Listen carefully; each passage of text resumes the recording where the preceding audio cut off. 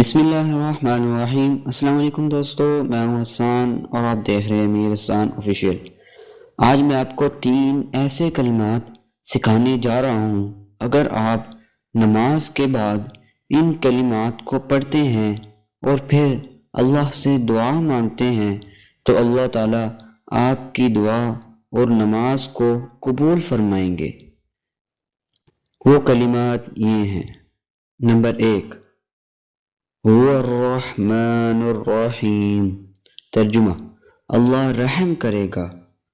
Number 2، یا مقلب القلوب ثبت قلبی علی دینک، ترجمہ اسلام پر ثابت قدمی ملے گی۔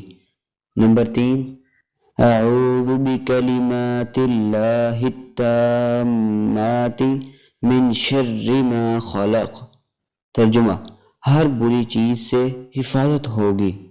اللہ تعالی ہم سب کو ان 3 کلمات کو ہر نماز کے بعد پڑھنے کی توفیق عطا فرمائے۔ آمین، جزاک اللہ۔